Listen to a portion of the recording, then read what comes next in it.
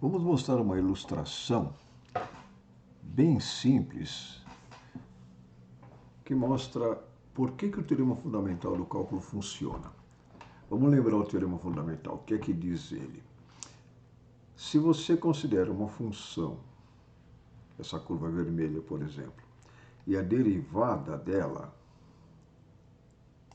esta curva azul, então o teorema fundamental diz que a área embaixo da curva azul, ou seja, esta área aqui, pode ser calculada simplesmente por uma diferença de valores da função f.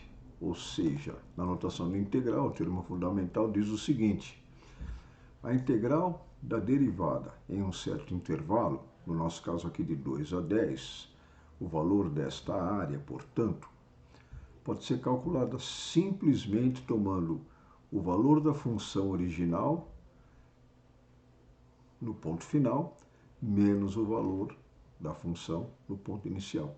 Então, isso dá uma maneira bastante simples de calcular a área, contanto que você consiga achar a primitiva da função, né? Ou seja, se você quer calcular esta área azul, basta que você encontre qual é a primitiva da função azul. Ou seja, a função tal que é derivada seja a função azul. Se for fácil calcular essa primitiva, então para calcular essa área você simplesmente faz uma diferença de valores. Ok? Muito bom.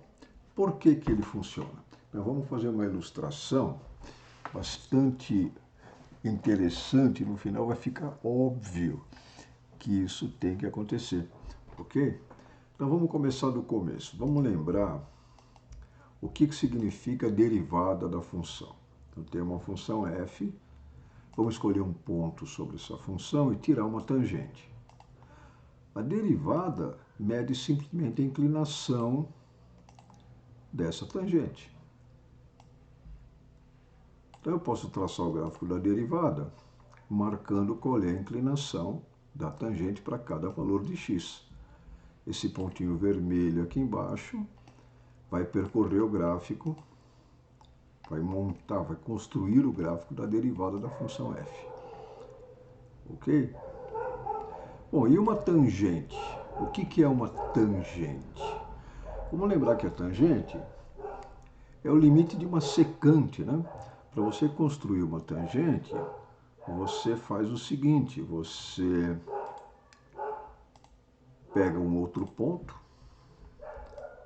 sobre a curva que você quer traçar a tangente, tira uma secante, e o que é a tangente? É o limite da secante quando os pontos ficam muito próximos, né? Então, quando um pontinho está muito perto do outro, a secante é muito parecida com a tangente, né? Quanto mais próximos os pontos estiverem, mais a secante fica próxima da tangente. Então, a tangente é o limite da secante. Então, usando esse fato, vamos mostrar por que o teorema fundamental funciona. Por que a área sobre a derivada é a diferença de valores inicial e final, simplesmente. Ok? Para isso, vamos pensar que você divide o gráfico da função em uma série de intervalos. E cada intervalo traça uma secante, ligando um ponto com o ponto que vem depois, ligando o ponto com o ponto que vem depois. Se você fizer o gráfico da inclinação dessas secantes, este gráfico verde, então em cada trechinho que eu estou mostrando no gráfico verde, é a inclinação da secante.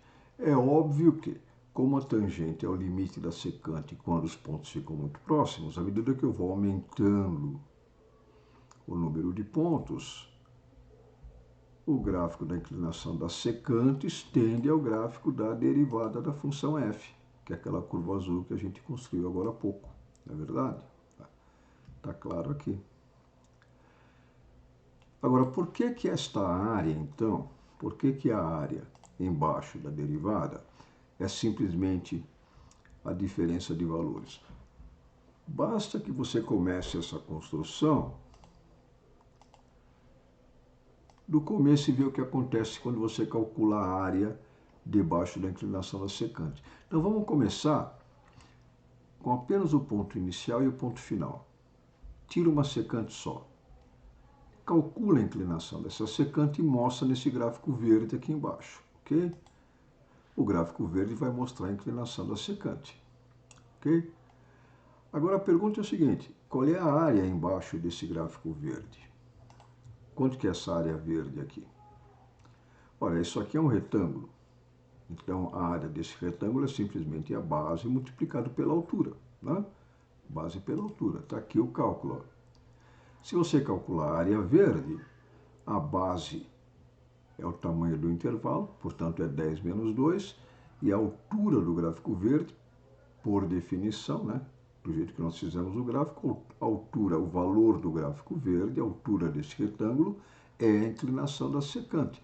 Mas a inclinação da secante é a inclinação desta reta, que é simplesmente o f do ponto final, no caso aqui é o f de 10, né?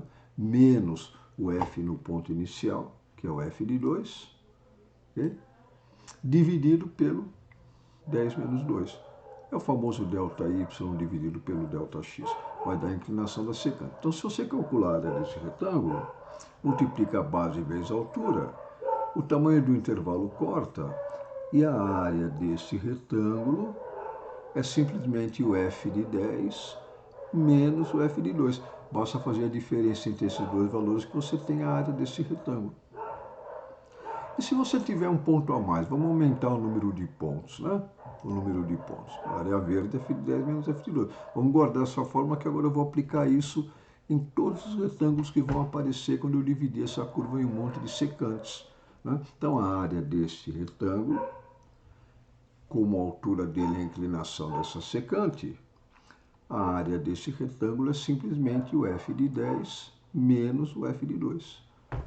Agora, se você colocar um ponto a mais, com 3 pontos, você vai ter 2 retângulos. Qual é a área total desses 2 retângulos? Soma a área dos dois. Ora, a área do primeiro, acabamos de ver como é que calcula. Para calcular a área do primeiro retângulo, você pega o valor do f neste ponto final deste primeiro intervalo, menos o f inicial. E para calcular a área do segundo retângulo, é o valor final, que é o f de 10, menos o valor aqui. Fica claro que a hora que você soma as duas áreas, este valor intermediário corta, né? O valor intermediário corta, ó, com 3 pontos tem aqui. A primeira área é o valor do f aqui, menos o valor do f aqui, valor inicial. A segunda área é o valor do f final, menos o valor intermediário. A hora que você soma as duas áreas, o valor intermediário corta. E a área dos dois retângulos, a área total, continua sendo f de 10 menos o f de 2.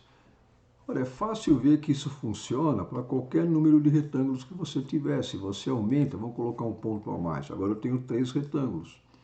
Se eu somar a área desses 3 retângulos, eu vou fazer a mesma conta.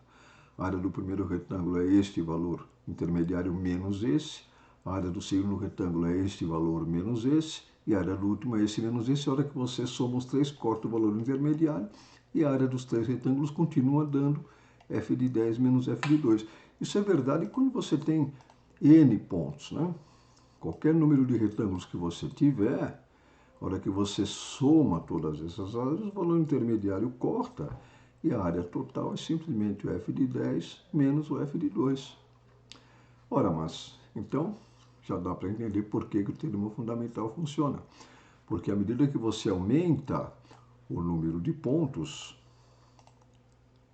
quando n tende a infinito, quando você tem mais e mais retângulos, a área sempre é f de 10 menos f de 2. Mas quando você tem vários retângulos, à medida que o n tende a infinito, o gráfico da verde tende ao gráfico da derivada. Então, a área embaixo da derivada, que é a soma das áreas daqueles pequenos retângulos, à medida que o n tende a infinito, quando eles ficam cada vez menores, é sempre f de 10 menos f de 2. Ok? Essa é uma maneira bacaninha de ver que, entendendo o que acontece com a secante, né, fica óbvio que não interessa em quantos pontos você divide o intervalo, a área total é sempre f de 10 menos f de 2. Portanto, como aquela curva verde tende a curva da derivada quando n vai para infinito, né, é mais ou menos óbvio que a área embaixo da derivada é o f de 10 menos o f de 2. Ok? Essa é uma demonstração bacaninha que torna óbvio, né, até certo ponto, porque é que o teorema fundamental funciona. Né? No próximo vídeo, nós vamos mostrar o teorema fundamental de um outro ponto de vista. Na verdade é a mesma coisa, mas ele vai ser formulado de uma maneira talvez útil para resolver vários outros problemas, que é a formulação dele em termos de um problema de valor inicial. Okay? Então não perca o próximo vídeo. Até daqui a pouco.